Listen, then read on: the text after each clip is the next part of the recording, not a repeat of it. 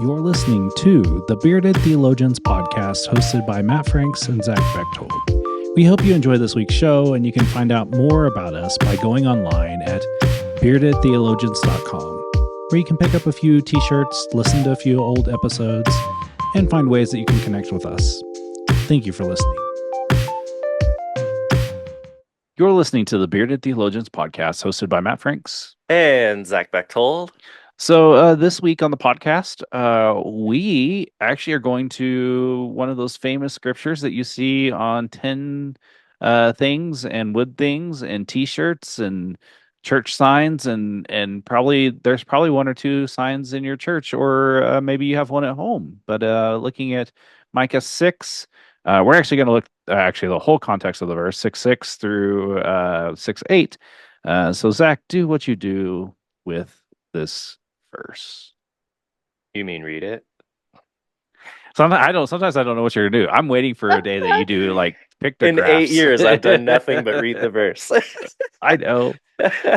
All right, Micah 6, verses 6 through 8, or whenever I feel like stopping.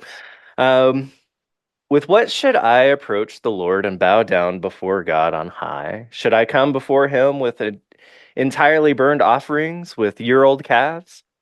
Will the Lord be pleased with thousands of rams, with many torrents of oil? Should I give my oldest child for my crime, the fruit of my body for the sin of my spirit? He has told you, human one, what is good and what the Lord requires from you, to do justice, embrace faithful love, and walk humbly with your God.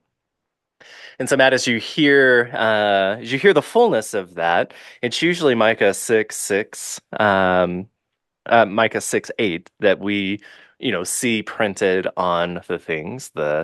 And really just the last part of it. What does the Lord require from you? To do justice, embrace faithful love, and walk humbly with your Lord. But as you hear that in the fullness of what that's leading into, what are the feels? How you feeling about it? When we think about it, it's what are we offering God, and how are we offering God? What are we coming to God with? And obviously, this is laying down like bring your best, do all the good you can. But then there's that added like here's really what you need to do, and it's interesting how the Common English translated the to do justice and embrace faithful love, and depending on your translation, you probably have it in your head to act justly and to love mercy and to walk humbly with your God. Um, I lean in that latter part. The embrace love is to me actually not a bad way of handling that. I think that that's embrace faithful love at that. Like that's the thing. And when we think about that, when we unpack that, like what does it mean to do justice? Like what does that look like? What does justice look like in your community? Because everybody's dealing with something. There are unjust systems all around us. So how are we handling doing justice? And then that embrace faithful love is key. And that like it's one thing to say that I love Jesus, but then if you're not living a life that shows that you love Jesus, do you really love Jesus? Like I think that's a question to wrestle with. Like that's that how is it with your soul kind of question is like, no, do you really love Jesus? And does your life show it? Like, does your life and your pocketbook show it? I think that that's something that as we think about this fuller context of 6:6 through that is asking that, like, does your faithful love show? And then that other part, walk humbly with your God. What are you doing to walk humbly with God? Like, how are you living out your faith so that your walk with God is one that not only just changes and transforms you, but changes and transforms your community. What about you, Zach? Yeah, looking at the fullness of it, we're in Micah, right? So Micah's a minor prophet, and this is well before we get to Jesus. Not we're nearing the end of the Hebrew Bible, but there's a few hundred years before Jesus arrives. And so the cultural understanding of the day, not only for the Israelites, or the Israelites are taking it on, but for what they see around them as burnt offerings and offerings to the gods of other cultures for penance and forgiveness and all of the things. And so when we dig into why are we offering, why is it a question of what do we have to offer? What does the Lord require? They're seeing the world around them offer various things like calves and burnt offerings and stuff to other gods. And so the Israelites understandably so say, oh, we have to do that too, and begin to ask that question: what is our God, or what does God require from us? And you're right, um it's less of that tangible offering. I got to bring something. I got to bring my physical best in looking within and what's the best of me that I have to offer. And I really like what the Wesley Study Bible offers as commentary. Said God has told Israel the proper good response to the Lord's redemption. Israel is required to practice justice, to set things right between themselves and others, and embrace faithful love. Maintain a loyal commitment to God and others that transcends legal requirements. These responses are only possible if people walk humbly with God, resulting in a transformed life conformed to the image of God. And this passage in Micah is a summary of the Torah, or the teachings of the Pentateuch, which includes God's gracious deeds and the proper human response. It goes on to say that Wesley taught that God writes this knowledge of the on the hearts of everyone through prevenient grace. And if you want to dig more into that sermon, it's on Working Out Our Own Salvation by John Wesley. And I love that it's not just this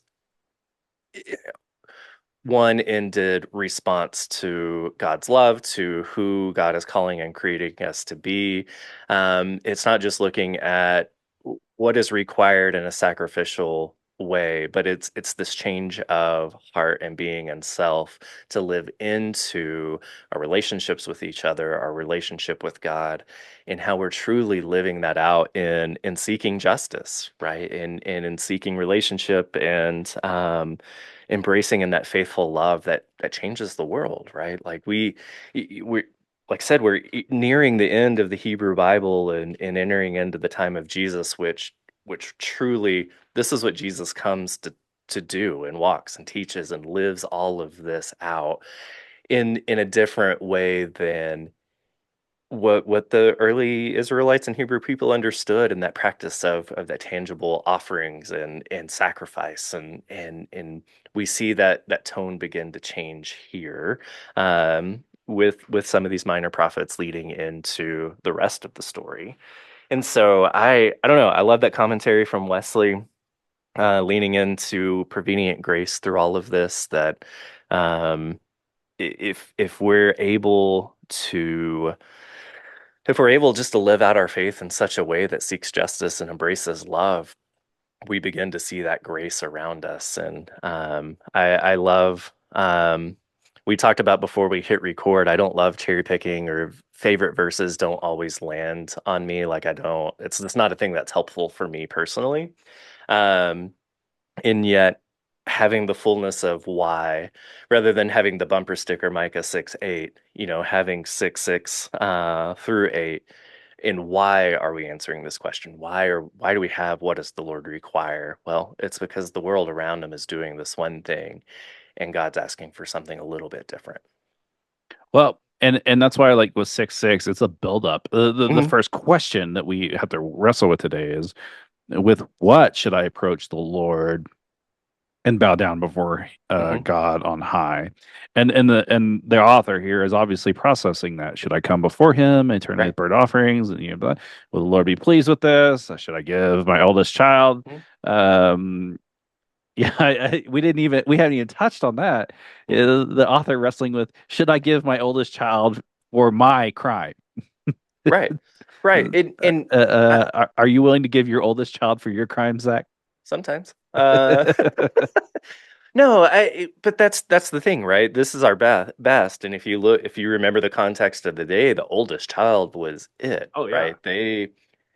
that oldest son was your bread and butter, and that's who carried your legacy on and who received all of the things. It was the oldest child. And we see that kind of historically throughout all of the Hebrew Bible, right? Like that's a common theme throughout the entirety of their story. Yeah. And so I think we have this build up to the point where the author lands like, this is what I need to give the Lord. Hmm. And it really is. I like how when you read through the commentary where you literally acknowledge that it really is um the whole Hebrew Bible. Hmm. And when you think about it, when you jump back over the 1,000+ pages that is leading up to that, you really can see how that plays out. Like if you just took that basic template and you Hmm. can see where that either played out or didn't play out, and then like you could even then carry it forward and say this is how it happened, even like when and I'm not one to throw Jesus into the mix when it comes to the Hebrew Bible, but you can Same. see this is what Jesus did. He did justice, he embraced faithful love, and he walked humbly with God. Hmm. Yeah, So I love that. I think it's we talk about this a lot when we pick verses and pieces of scripture sections like this of the bumper stickers are nice and good and they look really good on our wall and tattooed on our arms and things like that. But there's something to remember in the richness of the fullness of context and digging into why that has been important over history and why it still remains to settle in our hearts and influence us and encourage us and um, you know move us forward in our relationship with God. So yeah, it's always fun to dig into the rest of the story, I as think this is some one you radio get. hosts would say. This is one you should get tattooed across your chest. What does the Lord require of me? I don't have any tattoos. One uh, day, one day. I really think that that should be across your chest, like literally right across your chest. What does the Lord require of me? When I reach peak Olympic form, I will have a chest tattoo. Zach, where have you seen God at work in this last? Um, yeah, no, coming in off of renewal leave and my first full week back in the office. It's been really good. Um, eh, the number of people Sunday who just checked in and it didn't. They're really all of my people's first question was, do you feel relaxed and renewed? In a very just hopeful and genuine way that it wasn't just, oh great, we're glad you're back, let's hit the ground running. It truly the care that I have heard from my folks and just we really hope you had a good time. We really hope you let yourself relax and rest and enjoyed time away. And that wasn't met with, okay, now I need you to do these things. Really, truly, the care for my folks over the last several weeks and couple of months has been absolutely wonderful. We talk a lot. We have this conversation a lot about how churches care for their pastors, and I don't use this phrase lightly, but I feel pretty blessed by my folks and the ways in which they've cared for me and made space for me and my family. So it's been nice. A lot of work of God and Holy Spirit in that space. What about you, Matt? Uh, for me, we had Pride. We had Douglas County Pride on Sunday, and there were two conversations that just are stuck on me. Hmm. And the first was I didn't even make it into the door of the space when one of the security guards like, dude, I gotta hug you. You're one of the good ones. And I had a shirt that says this pastor loves you and it's in pride. And I had my Cardinals pride hat on and I'm a safe person pin and I really just go to be an unanxious presence, to be there to let people know that they are loved by God and that I love you and so does God and we have a multi-church booth that's just really cool to be a part of. And that first like literally not even in the door, and that happened, and then um, I had someone that pulled me aside and said, I didn't know these kind of churches existed. And so it reminded me of the work that we still have to do to let people know that they are loved and cared by God. And contrary to some opinions, that they are children of God, created in the image of God, and that we should love them and embrace them. And that just warmed my heart that day. We were there. Emily and I stayed from like 12 till like 2:30. It was really warm that day, but we had just an amazing time. And several of my people came out and had a good time as well. And it was just a good day. And so that just kind of warmed my heart that day. So Good. I love that. Love that you're able to show up and be an unanxious presence and kind of be that love and grace of God and not always a space that's expecting it. yeah. So for our listeners, we want to thank you for listening.